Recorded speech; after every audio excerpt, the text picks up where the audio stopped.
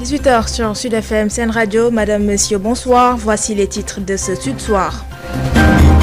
Les maladies non transmissibles toujours bien présentes dans notre pays. Pour preuve, elles représentent 41% des décès. Plus encore, les jeunes sont de plus en plus touchés. Pour renforcer la riposte, une réunion s'est tenue sous la tutelle du Comité national multisectoriel de lutte contre ces MNT. Autre maladie qui inquiète, c'est la Covid-19 avec les 7 nouveaux décès déclarés ce jour et 139 nouveaux cas diagnostiqués positifs. Le bilan des victimes du virus dépasse le seuil des 400 morts. Grogne des travailleurs de Excaf qui réclament entre autres le paiement des arriérés de salaire et le versement des cotisations sociales. Le dépôt d'un préavis de grève n'est pas exclu par ces travailleurs qui ont fait face à la presse. Et puis, hors de chez nous, en Côte d'Ivoire, Pascal Affi-N'Guessan libéré de prison. L'opposant et président du FPI légal qui était en détention depuis novembre dernier pour complot contre l'autorité de l'État reste tout de même sous contrôle judiciaire.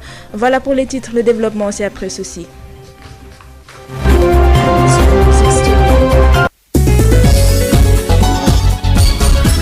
Adji Fatou Bari.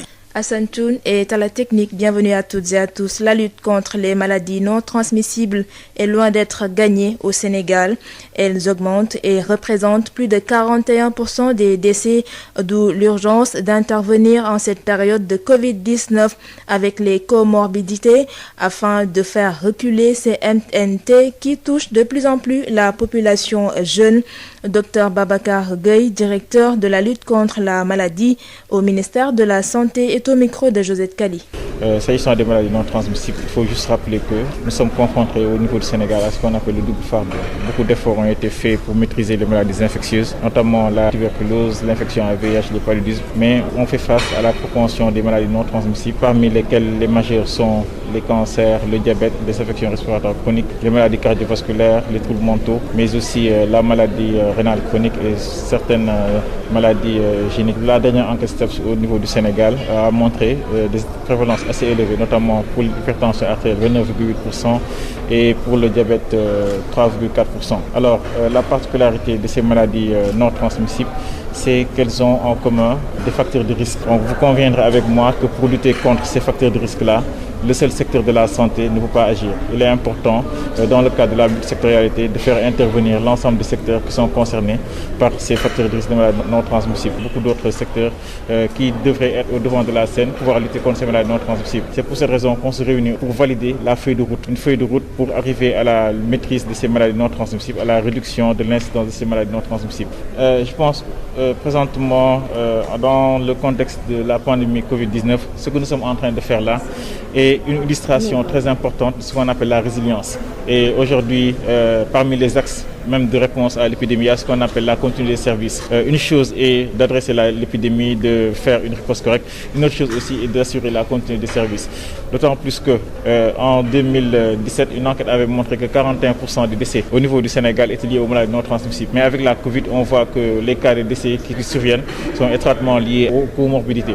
Plus de 50% des décès sont liés à des comorbidités. Donc d'où l'intérêt d'adresser de façon très sérieuse cette question des maladies non transmissibles. Et spécifiquement pour la Covid, il y a un travail important qui est en train d'être fait et par rapport à la préservation des malades souffrant de diabète, d'hypertension artérielle, de cancer, d'insuffisance rénale, afin de les préserver davantage contre cette Covid-19. C'était les précisions du Dr Babacar Gueye, directeur de la lutte contre les maladies non transmissibles. Et puis, autre maladie qui inquiète, c'est la Covid-19. La situation s'aggrave. Les chiffres quotidiens du coronavirus révèlent 7 nouveaux décès, 41 patients admis en réanimation, 139 nouvelles contaminations relevées ces dernières 24 heures. Le point complet, c'est avec Dr Mamadou Ndiaye, directeur de la prévention. Sur 1379 tests réalisés, 139 sont revenus positifs, soit un taux de positivité de 10,08%. Les cas positifs sont répartis comme suit. Nous avons 43 cas contacts suivis par nos services. Un cas importé a été enregistré au niveau de l'aéroport international Blaise Diagne de Diass et 95 cas issus de la transmission communautaire ont été notifiés et répartis comme suit. 12 dans la commune de Kaolack, 10 à Touba, 6 à Richard Toll et à Tivaouane, 5 à la Médina et à Thiès, 4 à Dakar Plateau et à Guinguinéo, 3 à Mermoz et Sacré-Cœur, 2 à la cité Biagui, Fann Résidence, Fatick, Kaffrine, Keur Massar, Louga, Matam, Mbacké, Mbour et Parcelles Assainies. 1 aux Almadies, Amitié 2, Bambey, Centenaire, Cité Keur Gorgui, Diourbel, Foundiougne, Kédougou, Khombol, Liberté 4, Mamel, Nioro, Pété, Pikine, Point-E, Yoff et Ziguinchor. 105 patients hospitalisés ont été contrôlés négatifs et déclarés guéris. 41 cas graves sont pris en charge dans nos services de réanimation. 7 décès ont été enregistrés ce mardi 29 décembre 2020. L'état de santé des autres patients hospitalisés est jugé stable. À ce jour, 18 945 cas ont été déclarés positifs, dont 17 201 guéris, 402 décédés et donc 1341 patients sous traitement. C'était Dr Mamadou Ndiaye, directeur de la prévention. Parlons éducation à présent. Après la polémique autour du paiement des scolarités des mois sans cours, une nouvelle source de tension ou d'incompréhension. Des parents d'élèves ont reçu des factures où des écoles privées réclament 2 mois pour les scolarités de janvier et février 2021. Mais une question se pose, ces établissements ont-ils ce droit? Les précisions avec Issognan. Certaines écoles privées exigent le paiement de 2 mois de scolarité. Des factures envoyées mentionnent le paiement du mois de janvier et de celui de février 2021. Des parents s'inquiètent. Je suis parent d'élèves. Mes enfants sont dans une école privée catholique. Ils nous ont envoyé une facture pour le mois de janvier et février que nous devons payer ce mois-ci. Vraiment. Il y a des parents qui ont la possibilité de payer ça, mais d'autres qui n'ont pas cette possibilité. Donc, vraiment, les écoles doivent regarder une autre solution. Ces écoles ont-elles le droit d'exiger le paiement de 2 mois de scolarité? Maître Moussa Sarr clarifie. Tout dépend des conditions qui ont été négociées à la rentrée des classes. Vous savez, les rapports entre le parent d'élève et l'école privée dans lequel est inscrit l'enfant ou les enfants résultent d'un contrat. C'est ce qu'on appelle un contrat d'adhésion. S'il était indiqué au moment de l'ouverture des classes que le mois de janvier et de février seront payés en même temps, dès lors, c'est tout à fait normal que les écoles le réclament. Mais si cela n'était pas prévu au moment de l'inscription des enfants, les parents d'élèves ne sont pas tenus de payer 2 mois. Tout dépend des conditions et des modalités d'inscription qui ont été prévues au moment de l'ouverture des classes. Selon des informations recueillies, ce n'est nullement une décision harmonisée ni généralisée. Il s'agit d'une erreur liée, en tout cas pour certaines écoles, à l'utilisation d'un nouveau logiciel de facturation. Cette nouvelle situation pourrait être source de tension si l'on sait que des écoles sont en bisbille avec des parents pour le paiement des scolarités des mois sans cours. Issognan, mouvement d'humeur à Excaf, les travailleurs réclament le paiement des arriérés de salaire, le versement des cotisations sociales et des contrats de travail. Face à la presse ce matin, ces travailleurs d'Excaf ont menacé de déposer un préavis de grève si la direction ne réagit pas positivement. Voici Lansana Djandi, secrétaire général de la section Saint-Pix du groupe Excaf, joint par Mamdiara Da Silva. Nous sommes en concertation depuis ce matin avec la direction générale de ESCAF pour trouver un consensus par rapport à nos revendications qui se tournent autour de ces points suivants. Le paiement des arriérés de salaire. Pour certains ça varie, ça va jusqu'à 6 mois d'arriérés de salaire et certains sont à 7 mois d'arriérés. Le contrat de travail pour les employés, l'application de la convention du secteur du média, également le paiement des droits de congé. Nous réclamons aussi le paiement des cotisations sociales, que ce soit IPRES et Caisse de sécurité sociale. Alors, tout à l'heure, j'ai laissé les camarades continuer la discussion avec la direction générale, qui a promis d'abord de payer 2 mois de salaire les 31 qui est demain jeudi. Suite de cette concertation, s'il y a quelque chose de convaincant qui est sorti, nous allons la prendre. Maintenant, s'il n'y a pas quelque chose de convaincant, nous avons décidé de poursuivre la bataille, c'est-à-dire de déposer un préavis de grève et également de poursuivre l'action qui est actuellement en cours en justice. Lassana Djandi, il est le secrétaire général de la section SYNPICS du groupe ex-CAF. L'année 2020 tire à sa fin, une année marquée par les perturbations du service public de la justice. Aujourd'hui, avec la normalisation du dialogue entre la tutelle et les syndicalistes, il faut poursuivre les discussions pour matérialiser les accords signés avec le gouvernement. C'est la position de Maître Ayeboun Malik Diop. Il est le secrétaire général du SYTJUST. Il est joint par El Hadj Malick Ndiaye. Écoutez, il y a eu maintenant une normalisation du dialogue entre le gouvernement et le syndicat des travailleurs de la justice. Et c'est tout à fait normal parce que le dialogue social est composé de phases de tension et de phases d'apaisement. Nous sommes dans une phase d'apaisement.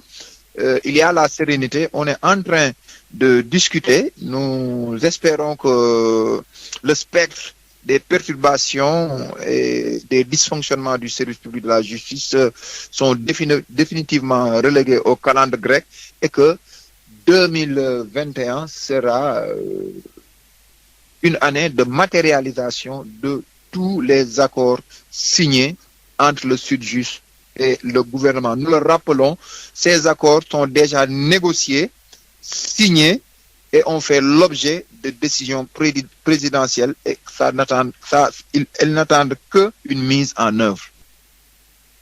C'était Maître Ayeboun Malik Diop, secrétaire général du SYTJUST. Vous l'entendrez avant la fin de ce Sud Soir. Il sera notre invité.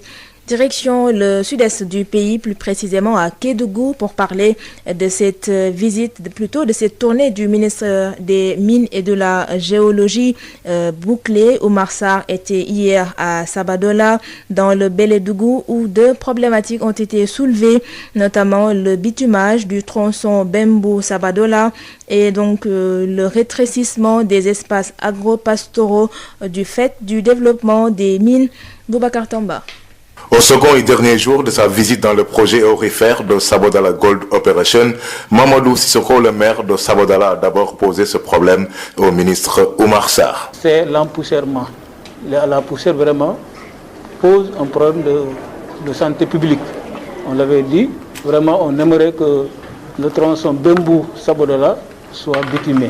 Aziz Sy, le directeur général de Sabodala Gold Operation, l'appuie. C'est vrai qu'une grande partie de nos camions utilisent cette route, donc contribue peut-être à la poussière, mais c'est une prérogative régalienne de l'État, effectivement, de bitumer les routes. Nous allons apporter notre contribution aux besoins, mais nous aussi, aux côtés des populations, nous demandons à l'État de bien vouloir le faire. Nous faisons dans les limites de nos capacités. Nous épandons des mélasses au niveau des villages traversés par cette route pour éviter la poussière. Le ministre des Mines et de la Géologie répond. C'est une question qui est là depuis plusieurs années. Le gouvernement, je pense, avait apprécié cette situation et défini un projet depuis 2014. Donc nous allons voir avec les ministères concernés comment accélérer la procédure qui pourra permettre la construction de cette route-là.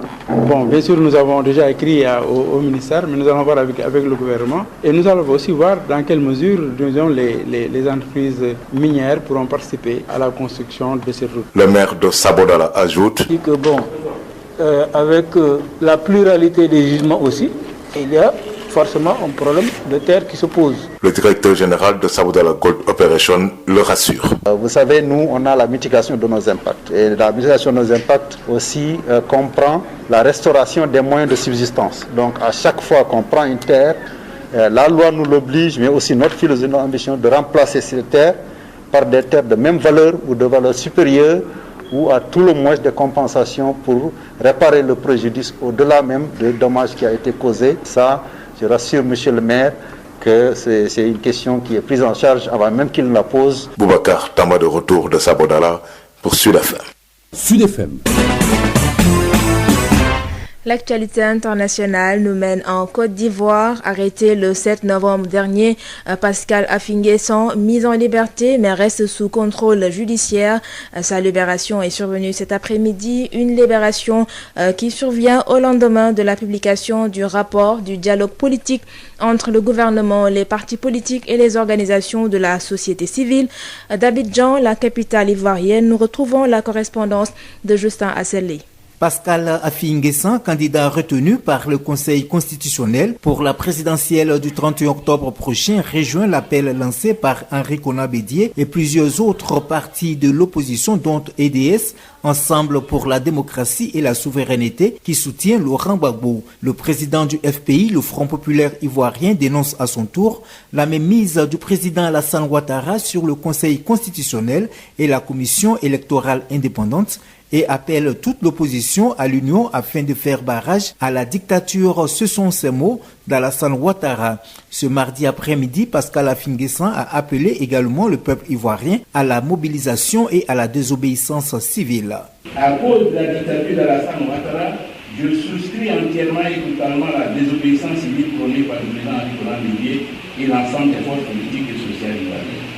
Au nom du FPI, je lance un appel à tous les militants, et sympathisants, à toutes les Ivoiriennes et à tous les Ivoiriens épris de paix, de liberté et de démocratie, de se tenir prêts pour traduire en actes concrets les mots d'ordre qui seront adressés dans les prochains jours. Alassane Ouattara nous invite à la mobilisation et nous contraint à la lutte pour libérer notre pays de la dictature. Pascal Affi-N'Guessan, qui exige par ailleurs une refonte du Conseil constitutionnel et de la Commission électorale indépendante, qui selon lui est le préalable à la tenue du scrutin du 31 octobre prochain. Justin Assalé, Abidjan pour Sud FM. Merci beaucoup Justin Assalé. Et puis toujours en Côte d'Ivoire, retenez que les élections législatives sont prévues pour le samedi 6 mars 2021. Une annonce faite par le ministre Sidi Touré, porte-parole du gouvernement, au terme du Conseil des ministres tenu ce mercredi à Abidjan. Et puis en Centrafrique, la coalition d'opposition COD 2020 demande l'annulation des élections. La plateforme donc a fait une déclaration relative au scrutin de dimanche, durant laquelle elle a dénoncé plusieurs dysfonctionnements et demandé l'annulation pure et simple de la reprise des élections en Centrafrique. Place à présent à notre invité. Sud FM, l'invité du jour. Il s'agit de Maître Ayeboun Malik Diop, secrétaire général du SYTJUST. Nous l'écoutons avec El Hadj Malick Ndiaye. Nous sommes avec Maître Ayeboun Malik Diop. Bonjour. Bonjour. Vous êtes le secrétaire général du SYTJUST. Alors, l'année 2020 qui tire à sa fin, alors que retenir de cette année, surtout sur le plan judiciaire? Bon, il faut retenir beaucoup de choses, parce que cette année a la particularité d'avoir marqué le service public de la justice qui a été fortement perturbé de par nos grèves. Effectivement, le SYTJUST a observé cette année-ci de manière spectaculaire 73 jours de grève. De mémoire de syndicalistes, je crois que c'est la grève la plus longue après les indépendances. Parce que du 15 juin au 1er septembre 2020, nous avons observé une grève continue sans interruption. Ça a été vraiment éprouvant et les conséquences sont toujours là. Ça a été désastreux. Mais ce qu'il faudrait retenir, c'est que cette grève n'était pas l'option privilégiée par notre syndicat. Nous sommes un syndicat responsable. Nous avons toujours montré notre choix pour le dialogue, mais on ne nous avait pas laissé le choix parce que le gouvernement avait adopté une posture qui faisait clairement transparaître une volonté de revenir sur tous les accords qu'il a signés avec le SYTJUST. Cela est d'autant plus inacceptable parce que certains même de ces accords avaient déjà fait l'objet de signature de la part du président de la République, c'est-à-dire des décrets avaient été déjà pris. Et cela est inadmissible. Nous sommes dans un état de droit. Quand un président de la République signe un décret, c'est-à-dire que les accords sont scellés, qu'il faut procéder à la mise en œuvre de ces décrets. Mais malheureusement, on a compris qu'il y avait une volonté de revenir sur les engagements du gouvernement. Bon, nous croyons que maintenant que 2020 sera une année de mise en œuvre de tous les accords que le SYTJUST a engrangés avec le gouvernement, notamment la lancinante question des primes dues aux travailleurs de la justice. Les travailleurs de la justice attendent le paiement de primes découlant d'un protocole d'accord signé depuis octobre 2018. Et aussi la mise en œuvre de statuts qui ont été signés depuis fin depuis début 2019 est le règlement définitif de la question liée au fonds commun des travailleurs de la justice. Justement, c'est à ce niveau que nous attendons l'intervention positive de Monsieur le garde des Sceaux en tant que ministre de la Justice chargé de porter les doléances des travailleurs de la justice sur la table du gouvernement. Parce que lui aussi, il faut le rappeler, Maître Malick Sall est un avocat, c'est un acteur de la justice et qu'il a une occasion d'or, une occasion rêvée de rendre service à la justice.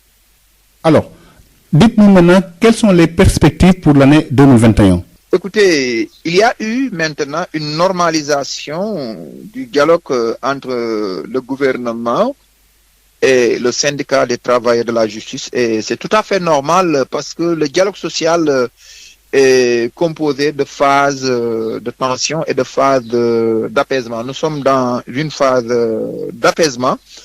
Il y a la sérénité. On est en train de discuter. Nous espérons que le spectre des perturbations et des dysfonctionnements du service public de la justice sont définitivement relégués au calendrier grec et que 2021 sera une année de matérialisation de tous les accords signés entre le Sud-Just et le gouvernement. Nous le rappelons, ces accords sont déjà négociés, signés et ont fait l'objet de décisions présidentielles et elles n'attendent qu'une mise en œuvre. Justement, et pour la mise en œuvre de ces accords, quelle sera la partition du Sud-Just? Écoutez, moi je crois que tout revient maintenant au gouvernement et au ministère de la Justice. C'est au gouvernement de mettre en place des mécanismes pour assurer le paiement continu des primes dues au travail de la justice, mais aussi d'organiser les formations nécessaires pour procéder au reclassement conformément au nouveau statut des travailleurs de la justice, mais aussi prendre toutes les diligences nécessaires pour l'assainissement du fonds commun des travailleurs de la justice de telle sorte que les retombées seront améliorées pour l'ensemble des travailleurs de la justice. Notamment, le Sud-Just jouera toujours sa partition de conseil et de veille et de défense des intérêts matériels et moraux des travailleurs de la justice. Maître Aya Boun Malick Diop, je vous remercie. C'est moi. Je rappelle que vous êtes le secrétaire général du Sud-Just. C'était Maître Aya Boun Malick Diop qui donc était notre invité dans ce Sud Soir. Place à présent à la rétrospective des faits qui ont marqué l'année à Sédhiou et c'est avec Moussa Dramé. Moussa Dramé avec qui va nous faire un tour d'horizon sur les événements phares à Sédhiou en cette année 2020. Nous allons dans un instant retrouver Moussa Dramé depuis Sédhiou pour nous présenter la rétrospective des faits marquants à Sédhiou en cette année 2020.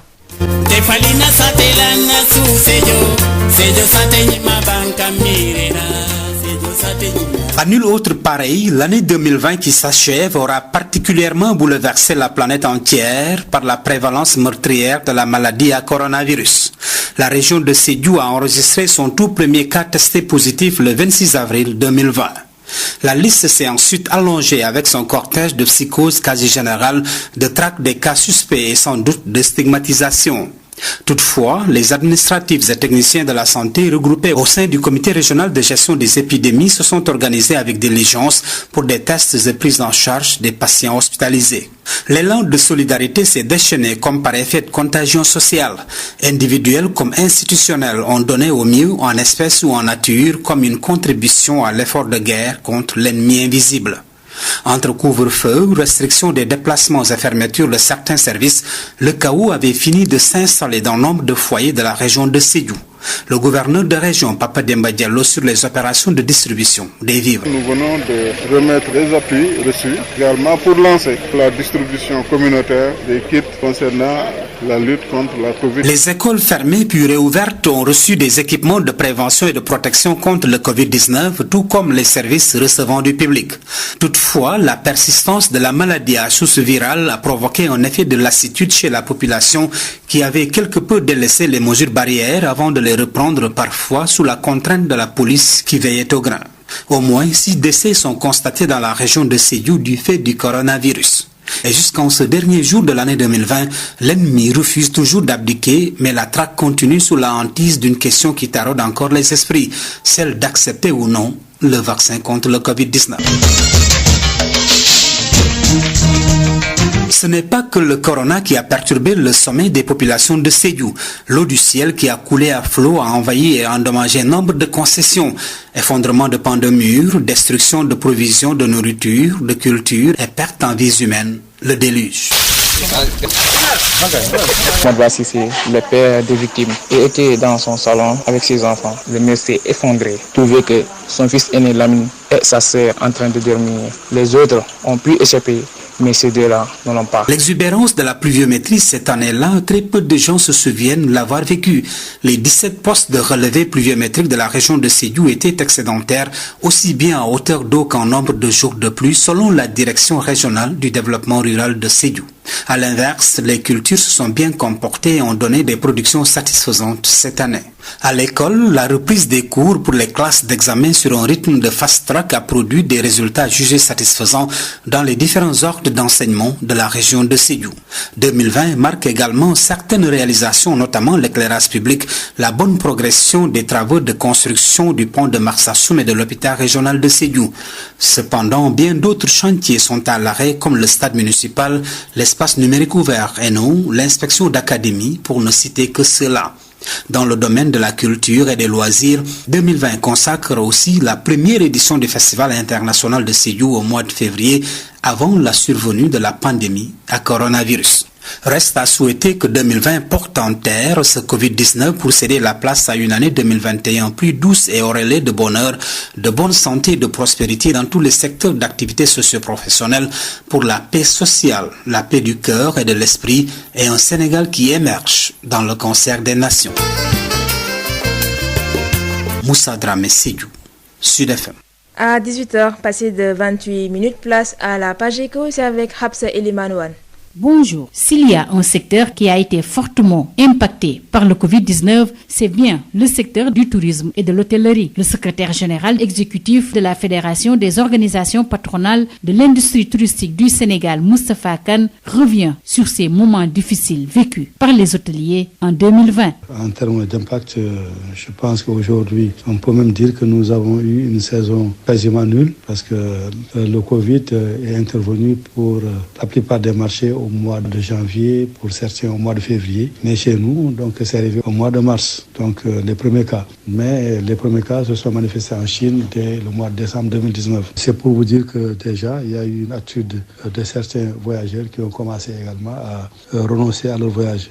Je dois préciser que pour l'ensemble des entreprises hôtelières touristiques, les 1500 entreprises répertoriées et reconnues, c'est quasiment, n'est-ce pas, une perte de recettes ou bien une perte de chiffre d'affaires, si vous voulez, de plus de 400 milliards de francs CFA.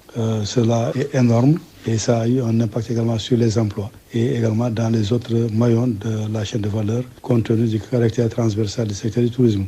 Maintenant, forcément, ça va impacter également sur d'autres relations qu'on avait avec le secteur financier et bancaire. Donc, ce qui a conduit aujourd'hui à un désastre, pour l'appeler ainsi, social, n'est-ce pas, très important, avec des cascades de fermeture d'établissements d'hébergement, donc, et des pertes d'emplois énormes. Le secteur du tourisme aujourd'hui est dans une phase critique au niveau mondial, hein, donc je pense que c'est la chose la mieux partagée aujourd'hui. Maintenant, le plus important, c'est de voir comment réagir, n'est-ce pas, en termes de stratégie pour la relance. Mais ce qui est sûr aujourd'hui, l'État est conscient des difficultés que nous avons vécues, même si aujourd'hui, par rapport aux effets de relance, il y a des choses sur lesquelles quand même nous avons énormément de choses à redire. Dans le prochain numéro, le secrétaire général exécutif de la Fédération des organisations patronales de l'industrie touristique du Sénégal, Moustapha Kane, va revenir sur les perspectives pour l'année 2021. C'en est tout pour le journal de l'économie. Merci de votre fidélité. Adji Fatou Bari. 18h31, c'est la fin de ce journal, mais avant de nous quitter, le rappel des titres. Les maladies non transmissibles toujours présentes dans notre pays, elles représentent 41% des décès enregistrés. Plus encore, les jeunes sont de plus en plus touchés par ces maladies. Pour renforcer la riposte, une réunion s'est tenue sous la tutelle du Comité national multisectoriel de lutte contre ces MNT. Autre maladie qui inquiète toujours au Sénégal, c'est la Covid-19 avec les 7 nouveaux décès et 139 nouveaux cas diagnostiqués positifs ce jour. Le bilan des victimes du virus dépasse ainsi le seuil des 400 morts dans notre pays. Et puis grogne des travailleurs de Excaf qui réclament le paiement des arriérés de salaire et le versement des cotisations sociales. Face à la presse ce matin, il n'exclut pas de déposer un préavis de grève si jamais la tutelle ne réagit pas positivement. Et puis en Côte d'Ivoire, Pascal Affi-N'Guessan libéré de prison, l'opposant et président du FPI légal qui était en détention depuis le 7 novembre pour complot contre l'autorité de l'État, reste tout de même sous contrôle judiciaire. Merci à Hassan Toun qui a assuré la partie technique. Merci de nous avoir suivis et gardez l'écoute sur Sen Radio.